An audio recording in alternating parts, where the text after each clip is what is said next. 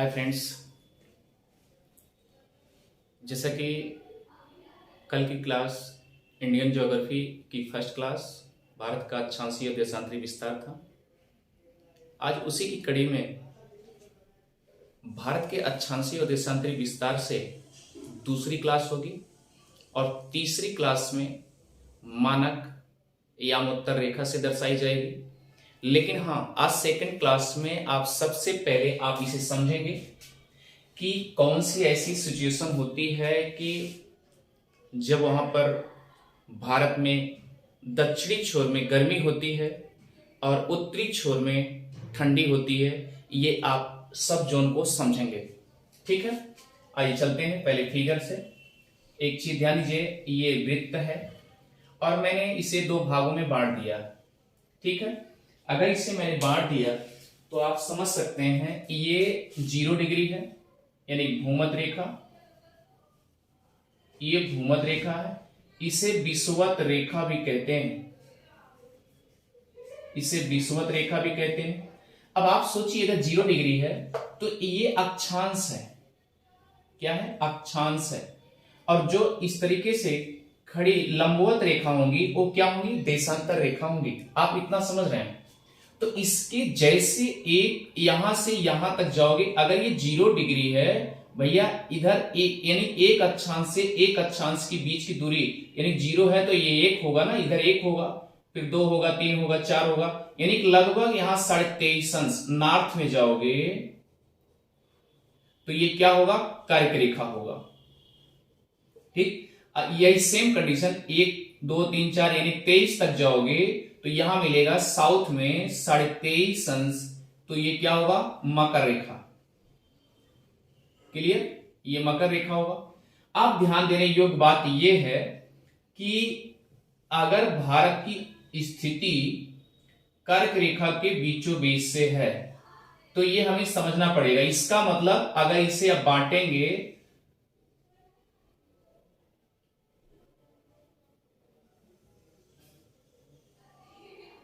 ये देशांतर रेखा 0 डिग्री, इसका मतलब कि अगर बीचों बीच से ऐसे लेके जा रहे हैं तो ये क्या कंडीशन होगी? ये इधर का पोर्शन क्या होगा?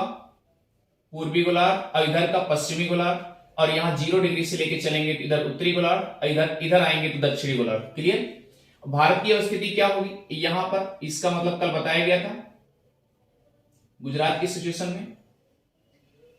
अब आप सोचिए, कर्क के बीचों बीच गुजर रही है। दूसरा कंडीशन क्या है? अगर एक अक्षांश से, अगर ये 0 है, 0 से 1 इधर जाओगे या 1 इधर आओगे तो ये भी तो अक्षांश रेखा जाएगी, ये भी अक्षांश रेखा जाएगी। इसका मतलब दो अक्षांशों के बीच की दूरी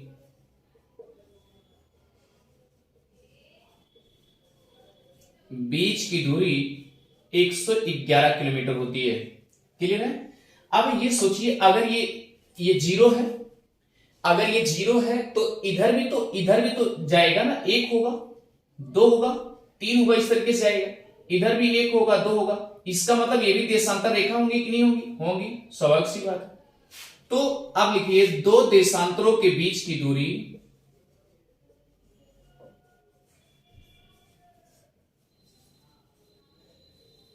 बीच की दूरी 111.32 किलोमीटर है। अब ये आप अंदाजा लगा लीजिए, दो अक्षांशों के बीच की दूरी 111 किलोमीटर और दो देशांतरों के बीच की दूरी 111.32 किलोमीटर होता है। क्लियर? अब अगर ये 23.5 अंश पे है तो इसका मतलब कर्क रेखा कितनी दूरी पे होगा?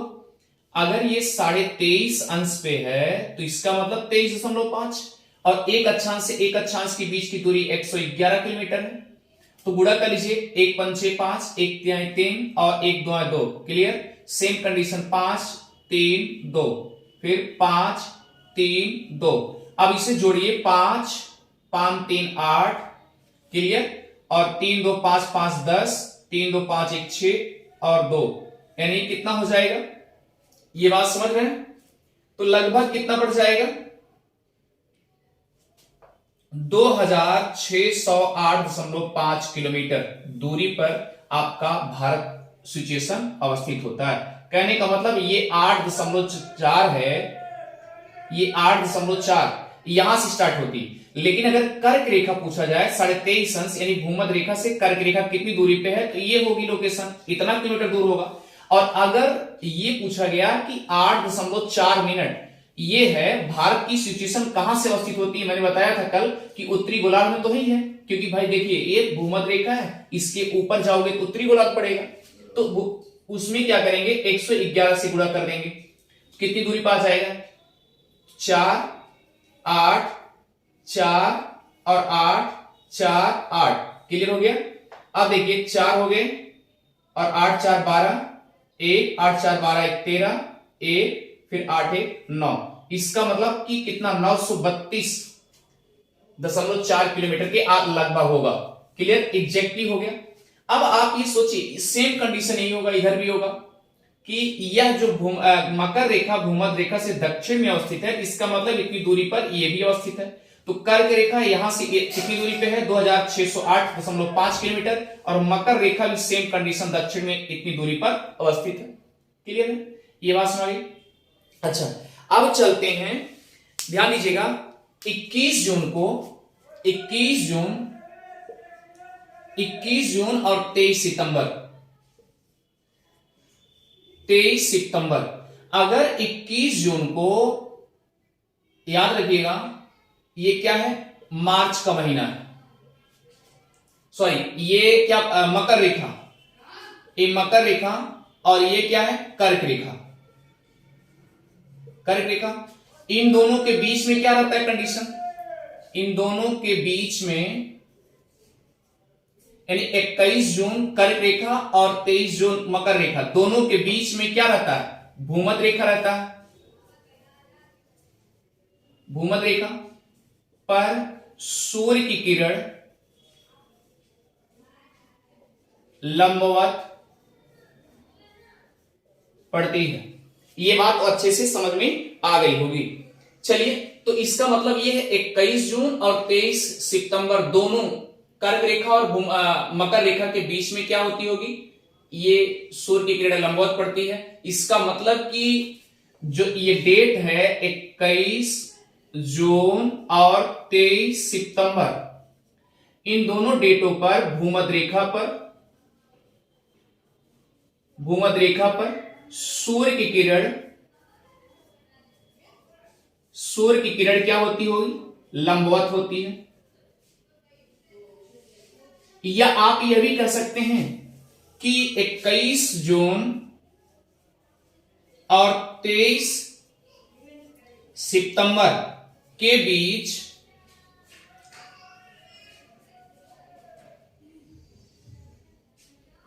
इक्कीस जून और 23 सितंबर को कर्क रेखा और मकर रेखा के बीच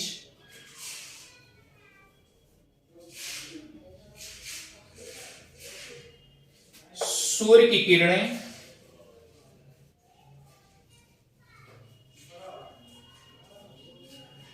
लंबवत पड़ती हैं।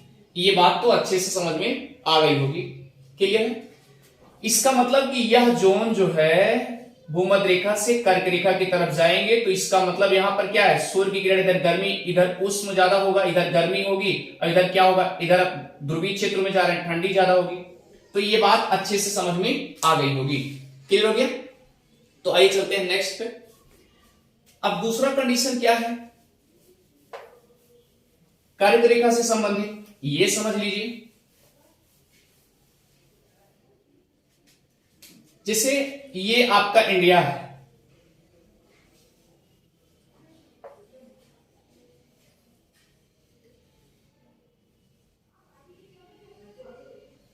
ये आपका इंडिया है,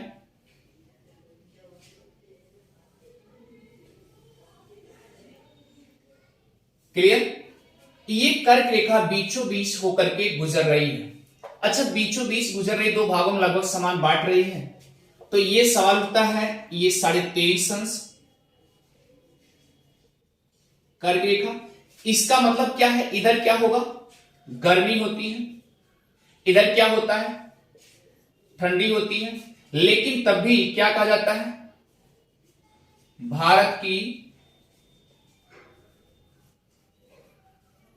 जलवायु मानसूनी जलवायु है।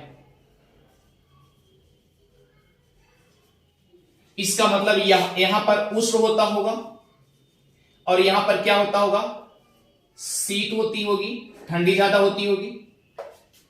अब सवाल उठता है कि अगर ये उष्ण में है, इधर जब जाएगा, जैसे पोर्शन होगा तो क्या हो जाएगा, ये शीतोष्ण में कटिबंध हो जाएगा। ये इस जोन को क्या बोलेंगे, शीतोष्ण कटिबंध बोलेंगे, और इसको क्या बोलेंगे, उष्ण कटिबंध। उष्ण मतलब गर्मी होता है, और शीत मतलब शीत और ठंडा, यानी शीत यानी ठंडा प्लस गर्म, तो ये दोनों शीतोष्ण हो जाएंगे। ये सवाल अब देखिए ध्यान से, कहने का मतलब ये है कि अगर इस सिचुएशन होता होगा तो इसका मतलब ये है इधर के जो भी एरिया होंगे, जम्मू कश्मीर, पंजाब, हिमाचल प्रदेश, हरियाणा, ये दिल्ली, ये सब क्या होते होंगे, ठंडे होते होंगे। देखिए यहां पर क्या है, उत्तर प्रदेश है, तो यहां भी तो ठंडी इस समय पड़ रही है, सेम कंडीशन। तो अब कहने का मतलब ये है कि अगर ये कर्क रेखा भारत के बीचों बीच से गुजरती है, तो कर्क रेखा के लिए आपने ये भी देखा होगा भारत के राज्य, कौन कौन से राज्य गुजर रहे हैं,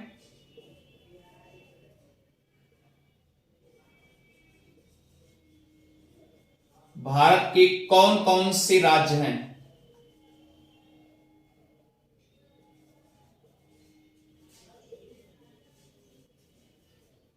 तो आपने ट्रिक पढ़ा होगा, लेकिन ट्रिक के साथ साथ और डीपली थोड़ा जाएंगे कि गमछा, झार, मित्र पर, ये पढ़ने से काम चलने वाला नहीं है।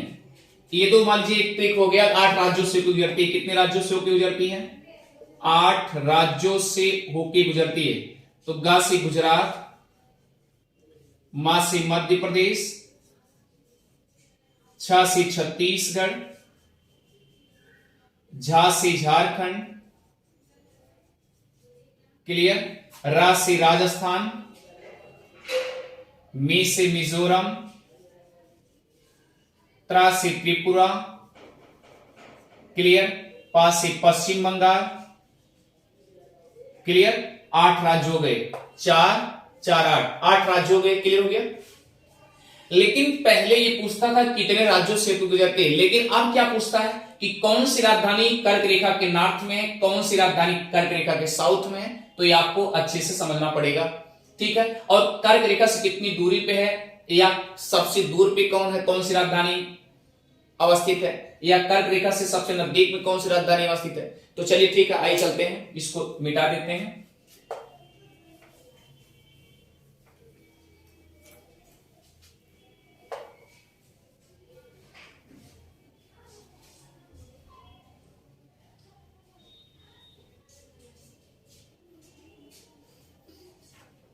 देखिए, अगर आपसे पूछ लिया जाए कि कर्क रेखा पर अवस्थित भारत के राज्य, कर्क रेखा पर अवस्थित भारत के राज्य, ठीक है। तो पहले पश्चिम से चलेंगे, तो पश्चिम से पूरब, क्योंकि ये पूरब है और ये पश्चिम है, क्लियर है। तो सबसे पहले इधर चलेंगे, पश्चिम से पूरब, वेस्ट टू ईस्ट। चलिए, पश्चिम में सबसे पहले गुजरात, उसके बाद राजस्थान, क्लियर, उसके बाद मध्य प्रदेश, उसके बाद छत्तीसगढ़, उसके बाद झारखंड, उसके बाद पश्चिम बंगाल, उसके बाद पश्चिम बंगाल, उसके बाद त्रिपुरा, उसके बाद मिजोरम। तो अब देखिए, अब ये तो हो गया कि 8 राज्य पश्चिम से पूरब, ये पश्चिम से पूरब या पूरब से पश्चिम अवस्थित भारत के राज्य, क्लियर हो गया। पश्चिम से पूरब अवस्थित भारत के राज्य। तो पश्चिम में सबसे पहले कौन है, गुजरात, उसके बाद राजस्थान, फिर मध्य प्रदेश, फिर छत्तीसगढ़, फिर झारखंड, फिर पश्चिम बंगाल, फिर त्रिपुरा, फिर मिजोरम। क्लियर हो गया? तो चलिए सबसे पहले आज इसे हम अच्छे से समझते हैं कि इसकी राजधानी कर्क रेखा के नॉर्थ में है या उत्तर में है या कर्क रेखा के दक्षिण में, इसे सबसे पहले समझने का प्रयास करते हैं। तो ये तो क्लियर हो गया, कर्क रेखा पर अवस्थित कितने राज्य हैं? 1 2 3 4 5 6 7 8, 8 राज्य क्लियर हो गए। लेकिन ये पश्चिम से पूरब है। क्लियर हो गया? अब आइए चलते हैं, चलिए तो सबसे पहले पश्चिम से पूरब एक एक तरफ समझते चलेंगे कि किसकी राजधानी कर्क रेखा पर अवस्थित है। ये मान लीजिए हम 23.5 अंश क्या बनाते हैं? कर्क रेखा। क्लियर? इसी पे हम दर्शा देते हैं, आप अच्छे समझ जाइए। तो ये क्या होगा? ये कर्क रेखा है 23.5 अंश। क्लियर? अब देखिए सबसे पहले कौन सा पड़ेगा? गुजरात। गुजरात की राजधानी क्या है? गांधीनगर। ये भी ध्यान दीजिए, अगर हम इस कर्क रेखा के दक्षिण में अगर हम लिख रहे हैं दक्षिण लिख रहे हैं कर्क रेखा के, तो इसका मतलब क्या है? ये कर्क रेखा के दक्षिण में ही अवस्थित है। क्लियर है? अब आगे चलिए, उसके बाद क्या मिलेगा? राजस्थान। राजस्थान, अब इसको ले चलेंगे उत्तर में, इसकी राजधानी जयपुर। क्लियर? तो ये लोकेशन समझ में आ रहा होगा, यानी कि गुजरात सबसे पहले, उसके बाद राजस्थान है। ये बात समझ गई? तो गुजरात की राजधानी गांधीनगर कर्क रेखा के दक्षिण में अवस्थित है, और राजस्थान की राजधानी क्या है? जयपुर। और जयपुर जो है यह कर्क रेखा के उत्तर में अवस्थित है या नॉर्थ में अवस्थित है। अब चलिए मध्य प्रदेश। मध्य प्रदेश की राजधानी भोपाल। भोपाल, उसके बाद छत्तीसगढ़। छत्तीसगढ़ की राजधानी रायपुर। इसका मतलब देखिए भोपाल और रायपुर दोनों क्या हैं? कर्क रेखा के दक्षिण में अवस्थित हैं। अब आगे चलिए, झारखंड, रांची।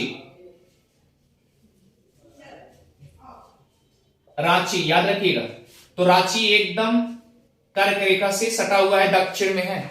उसके बाद फिर चलेंगे पश्चिम बंगाल। पश्चिम बंगाल की राजधानी क्या है? कोलकाता। क्लियर? फिर आइए त्रिपुरा। त्रिपुरा की राजधानी ये नॉर्थ में ले जाएंगे, ये हो जाएगा अगरतला। उसके बाद मिजोरम, आइजोल। अब समझिए, इसका मतलब 3 राजधानी उत्तर में है और 3 बाकी सब यानी 5 राजधानी क्या है? दक्षिण में। कौन कौन? गांधीनगर, भोपाल, रायपुर, रांची और कोलकाता। ये 5 राजधानी, या आप ये कह सकते हैं कर्क रेखा के उत्तर में भारत के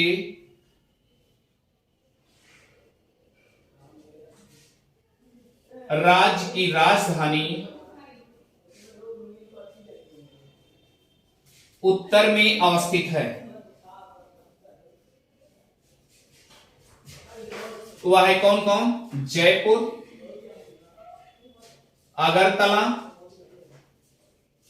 उसके बाद आइजोल। क्लियर? इसके अलावा फिर क्वेश्चन, कर्क रेखा के दक्षिण में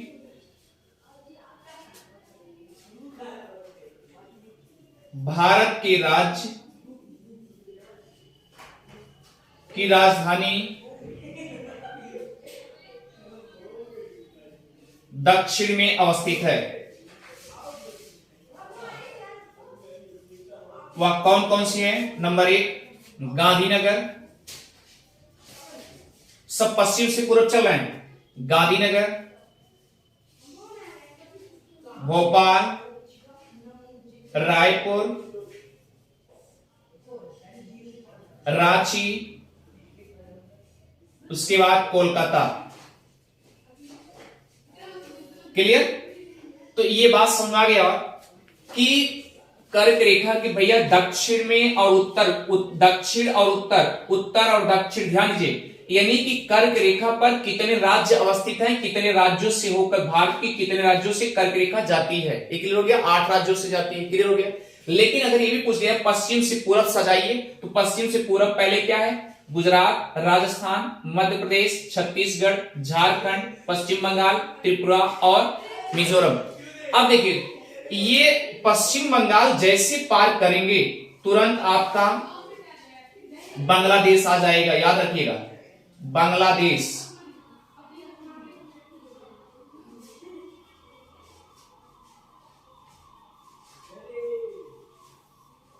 क्लियर? पश्चिम। उसके बाद फिर क्या 2 राज्य और आएंगे भारत के, जो कि भारत में आएंगे, वो भी कर्क रेखा पर अवस्थित है। क्लियर है? तो कर्क रेखा के दक्षिण उत्तर में कौन कौन से हैं, ये क्लियर हो गया। जयपुर, अगरतला, आइजोल, 3 राजधानी कर्क रेखा के उत्तर में। बाकी सभी राजधानी क्या होंगी? कर्क रेखा के दक्षिण में अवस्थित होंगे। ये अच्छे से समझ में आ गया होगा। तो चलिए आइए चलते हैं, इसके बारे में थोड़ा सा और डीपली चलते हैं। एक चीज देखिए, अगर मैंने डायरेक्शन यहां पर बनाया तो इसका मतलब ये है कि ये कर्क रेखा से सबसे दूरी पर अवस्थित है। तो भारत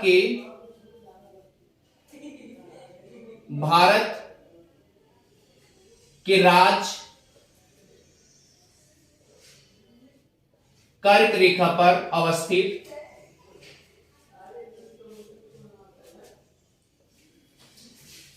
किसकी राजधानी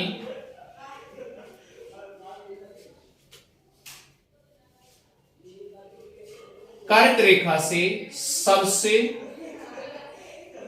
दूर अवस्थित है, उसका नाम है जयपुर। क्लियर? अब ये तो सबसे दूर की बात हो गई, और अगर पूछ लिया जाए सबसे नजदीक कौन सी है, तो रांची है। किसकी है? झारखंड की राजधानी। क्लियर हो गया? जबकि दक्षिण में है लेकिन एकदम अवस्थित एवं सटा हुआ है, ये भी याद रखिए। तो कभी कभी टीचर लोग क्या बताते हैं, मतलब कि रांची जो शहर है वह कर्क रेखा पर ही अवस्थित है। हाँ, ये बात सत्य है, लेकिन हमने आपसे भी बताया कि मतलब एकदम सटा हुआ, एकदम सटा हुआ। देख लीजिए, तो ये लेकिन दक्षिण में है, ये भी ध्यान दीजिएगा। ये बात सत्य हो गई। अब आगे की तरफ बढ़ते हैं। दूर हो गया, नजदीक हो गए, सबसे नियरेस्ट हो गए। सबसे नजदीक में कौन सा है? रांची। सबसे नजदीक कर्क रेखा के तो कौन सा है? रांची। ये बात सुना गई। दूसरा कंडीशन क्या है कि अब ये भी पूछा जा सकता है कि किस राज्य से कर्क रेखा सबसे ज्यादा गुजरती है, सबसे ज्यादा रनिंग करती है, सबसे ज्यादा लंबाई है कर्क रेखा की, किस राज्य में। तो इसे भी नोट करते जाइए, इसे मिटा दें। जब भी आप एटलस मैप में जाएंगे, ऑक्सफोर्ड किसी में जाएंगे मैपिंग में करते हुए, तो याद रखिए हमेशा दर्शाते हुए जाएंगे। तो ये जो है आपका, ये इधर देखिए, यहां पर जयपुर है, और ये क्या होता है, यहां पर हल्का सा ये जयपुर राजस्थान को टच करता है, बस केवल हल्का सा कर्क रेखा। तो नोट करते जाएंगे, भारत में या भारत के राज्यों में कर्क रेखा पर जो अवस्थित हैं उनमें सबसे कम